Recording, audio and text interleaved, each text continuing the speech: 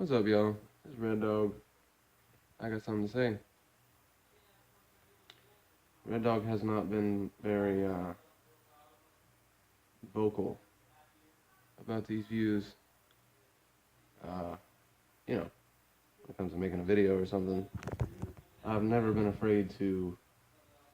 Well, can't say never, but as of late, within the last 3 years, I have not censored myself at all. Y'all know I don't like Trump.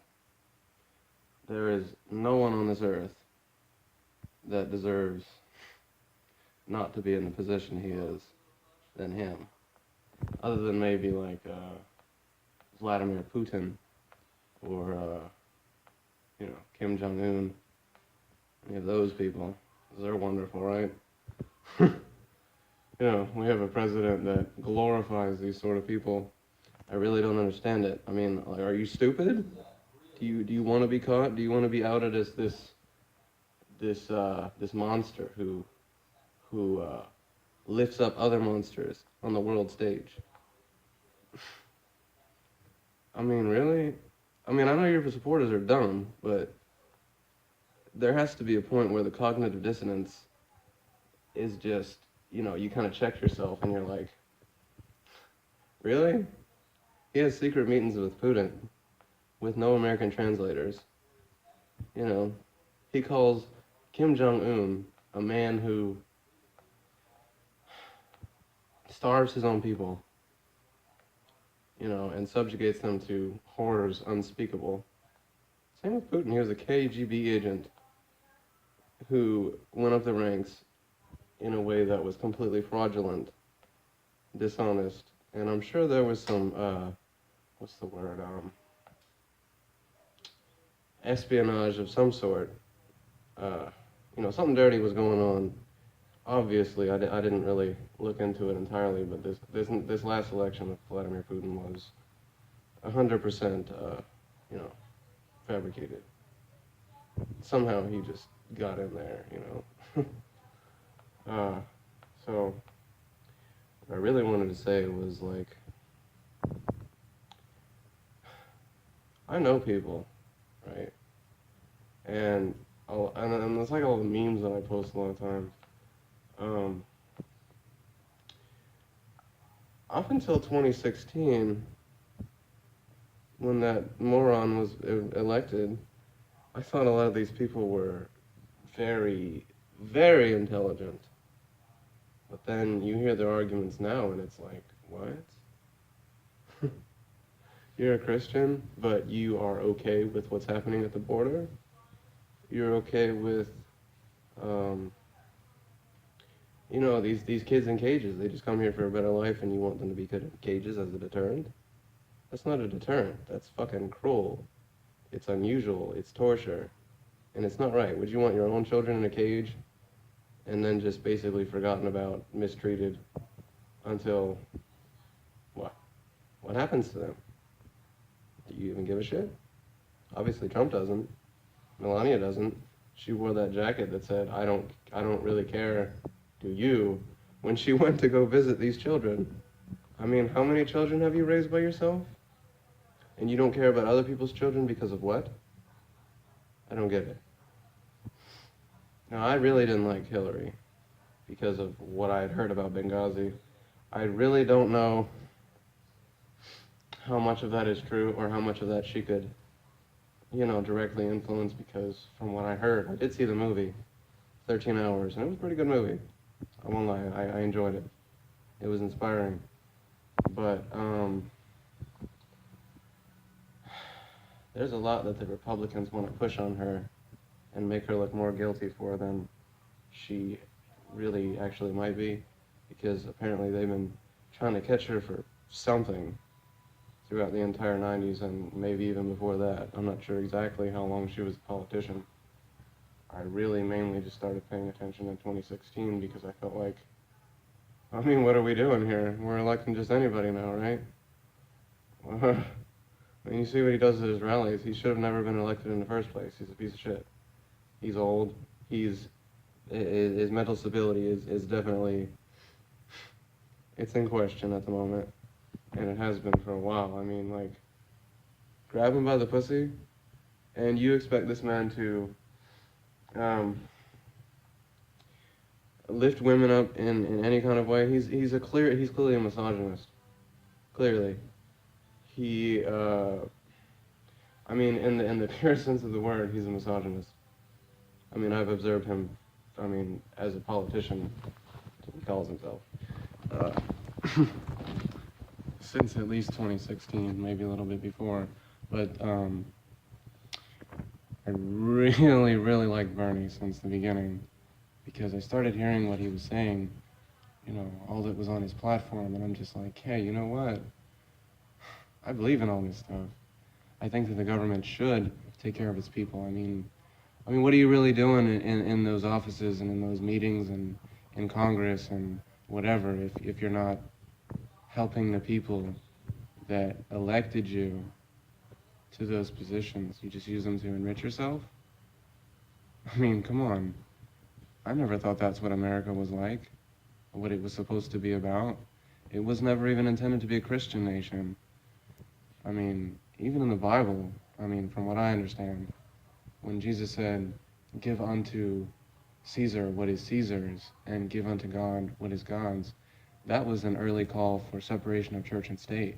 We have that in our Constitution.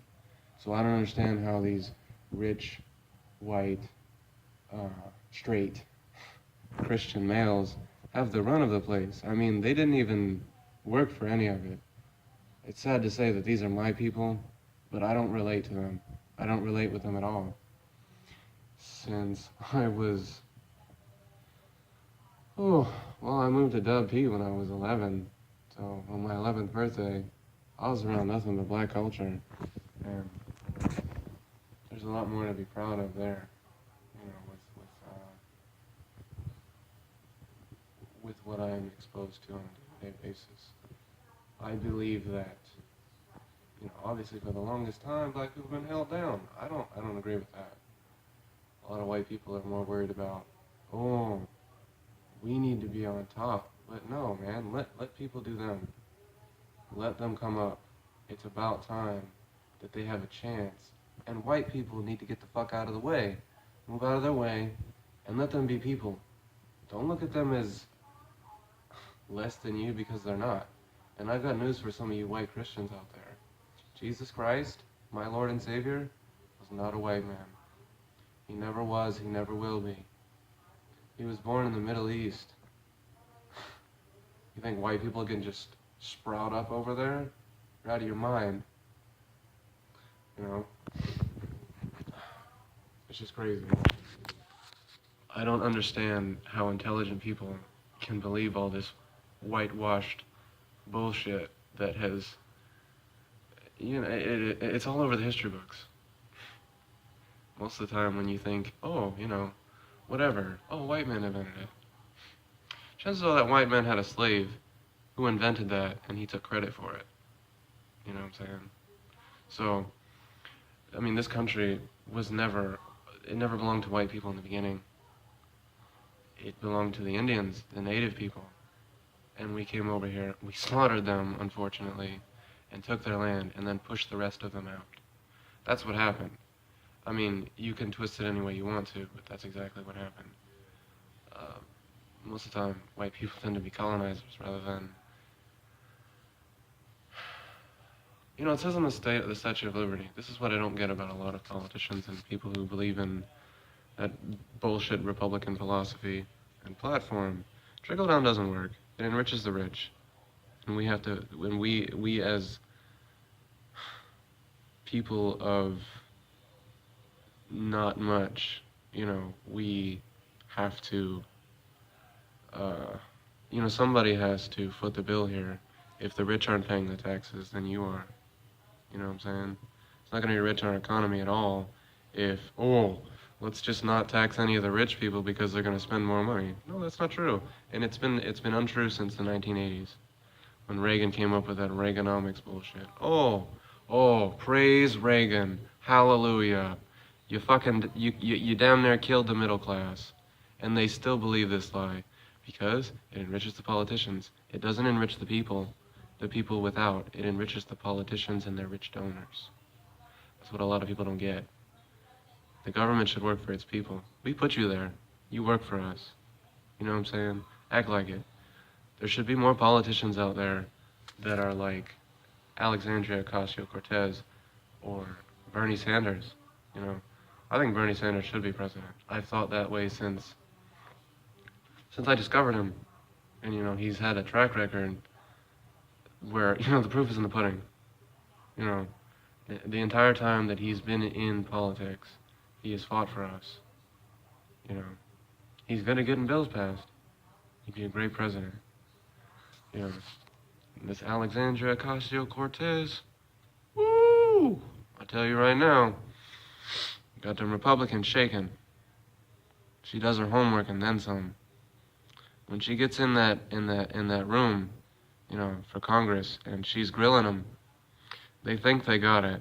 They think shit's sweet, but it's not.